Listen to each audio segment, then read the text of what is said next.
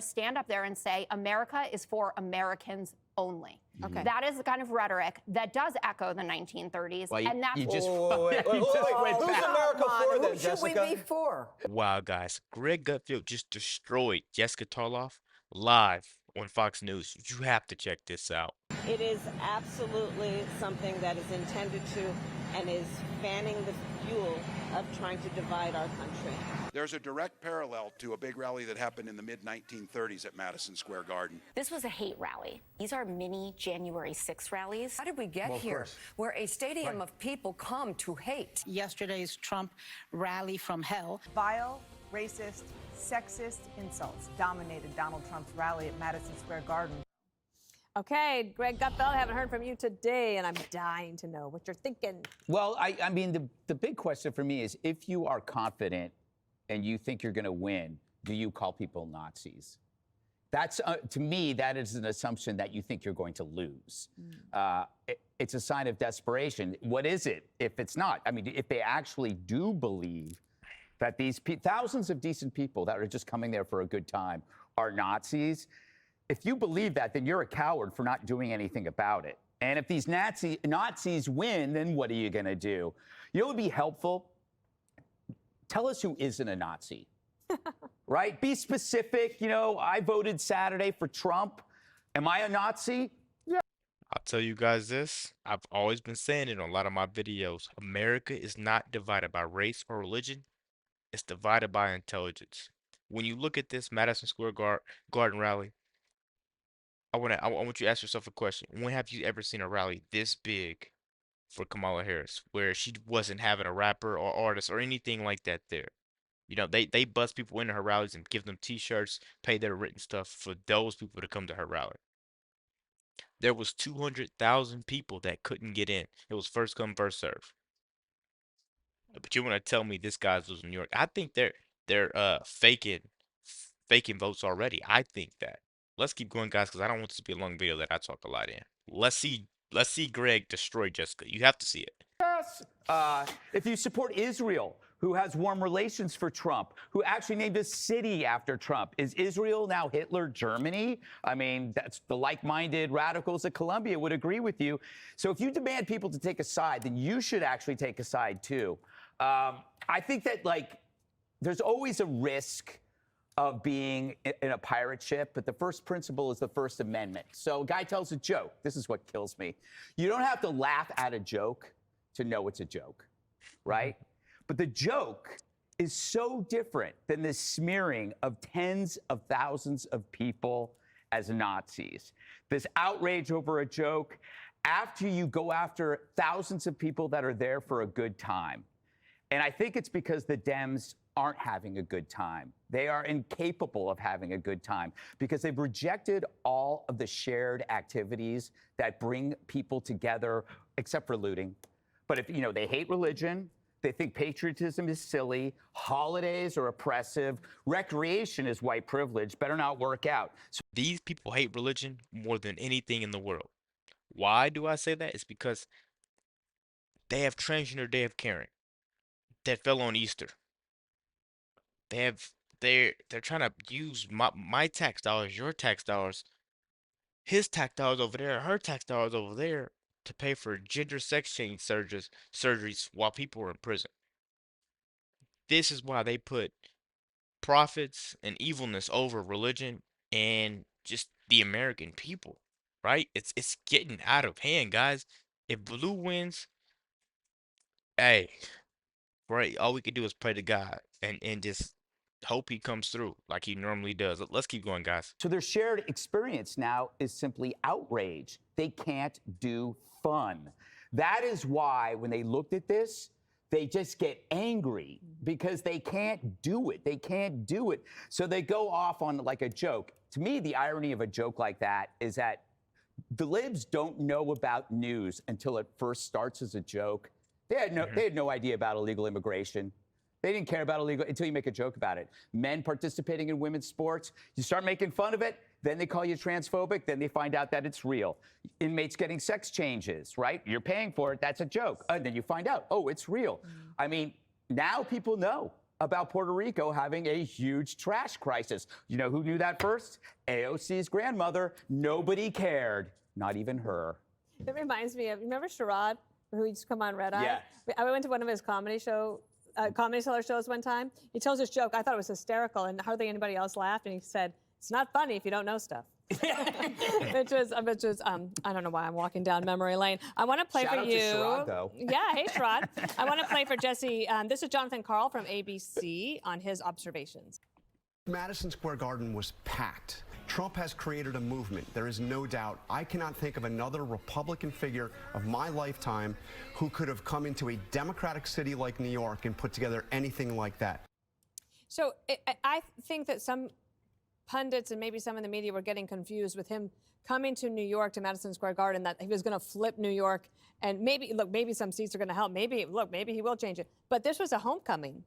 And a chance for big international exposure. I can't think of another Fox News host who would come into this building wearing a burnt orange mock turtleneck sweatshirt. Brand new. I mean, this thing is stunning to the audience. I hope it looks as good as it is on set here, because wow. Do you like it or you wow, hate it? I'm impressed. Greg's taking a fashion risk and pulling it off. So McDonald's, Rogan, and MSG, that's what you call a strong close. And he's creating these cultural moments that are breaking through that Kamala is capable of doing. And the media is terrified because they're not able to control Donald Trump. He's doing this all outside of their control. And now he's got a shot at winning the popular vote. Yeah. You look at his latest numbers, he's just a hair shy of 50%. He's never even come close to that before. So if he does win the popular vote and get in there, he will have a strong governing mandate. If it's this diverse coalition that we expect it to be, that the Democrats are going to have to respect. He's going to force them to respect that mandate. Now, Sunday was a love fest. I know some of the nicest couples who I know were there. I don't know why they're friends with me, but they were there, and they were just enthralled at the enthusiasm. The rage was on TV. The rage was not at the Garden. The rage was on TV because, as like Greg said, they're jealous. They can't control him. They're angry because they've thrown everything at this guy, and the more they throw at him, the grander the coalition gets, the stronger he gets. And demographically, you saw minimum wage workers to billionaires, black, white, Hispanic, Asian, men, women. I saw Jewish flags next to MAGA Muslims. You don't see that at a Kamala Harris event, ever. He's bringing all sorts of people together. And you don't hear a lot of crowd size cracks anymore, do you? Remember a couple weeks ago, Kamala making fun of the crowd size? You don't really see that much anymore. You see a growing movement. She doesn't have a movement. This is a growing common sense movement. I just would hope that people could maybe come along for the ride instead of running against common sense. The names on the roster were insane. You have Musk, Tucker, RFK, Vivek, Tulsi Vance, Dr. Phil, Dana White, Hulk Hogan, and Melania. So if Trump's the star, you got guys that... These are all big names. These literally are all names that mean stuff to the world. But when you see Kamala Harris's names, you see Usher, Lizzo, Quavo,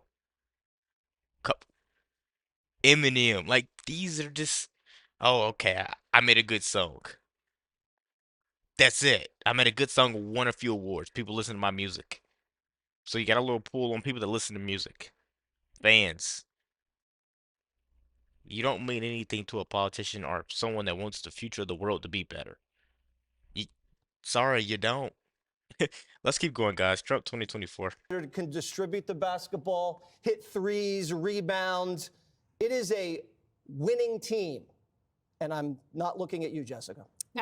We will look at you, Jessica, and Thank take it wherever you want, because I look at this and think the fascist closing argument that Kamala Harris was trying does not seem to be working or sticking, but maybe I'm wrong.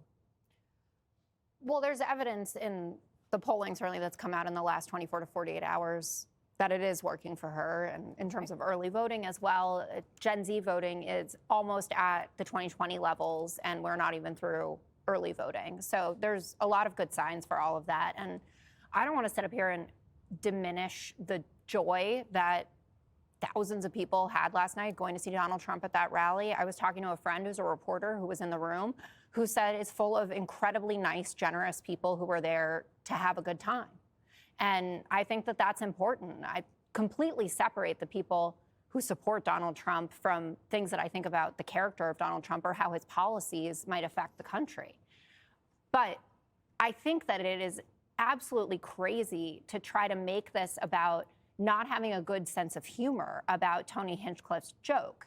So the Bulwark just reported before we got.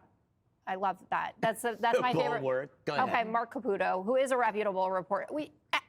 It doesn't matter either way. This has been confirmed that he originally was going to do a joke where he called Kamala the C word, and the campaign saw that, and they asked him to take it out, which he complied with. And that indicates that they saw his joke list. Now, if this was a joke saying Puerto Rico is a floating island of garbage, and he ad-libbed it, that's fine. But maybe Is he if a you roast saw, comic?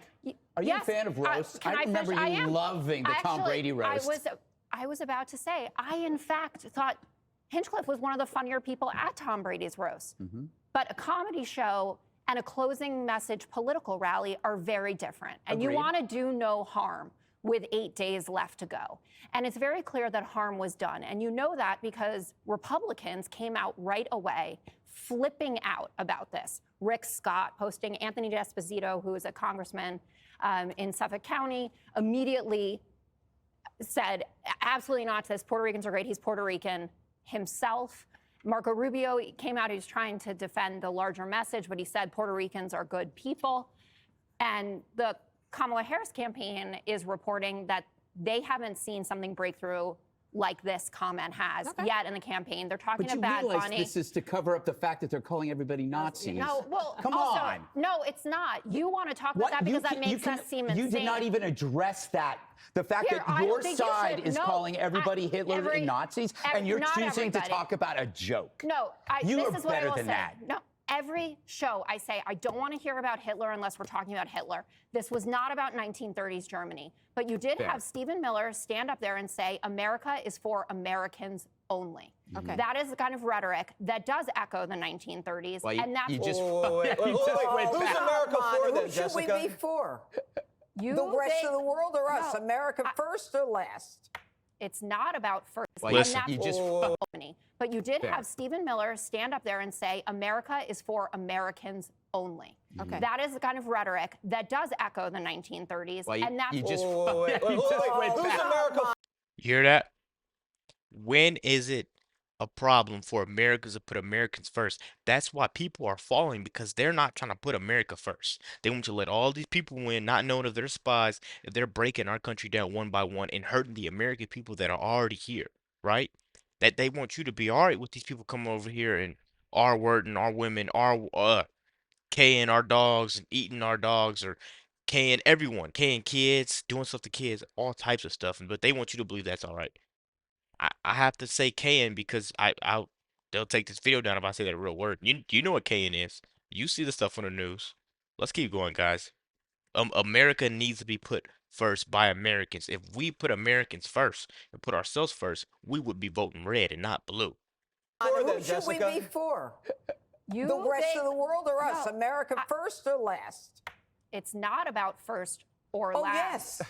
It's about sending a xenophobic message out to the world. Go ahead and Okay, the judge jump was in. there. It had How many people are coming over here when I'm hungry? How many people are coming over here when I can't pay rent? Who's coming over here to help me? How many people are going over to help Israel? Everyone wants to go help these other people, but who's going to help us when we need help? Who's going to come over here and help us when we need help? When you're down bad, you're crying. Who? Do you think Russia's going to come over and help you? You think China's going to come over and help you? No, they're going to sell you. They're going to sell you a new iPhone, sell you a effing Subaru, sell you a Hyundai. They're not going to come over and help you guys.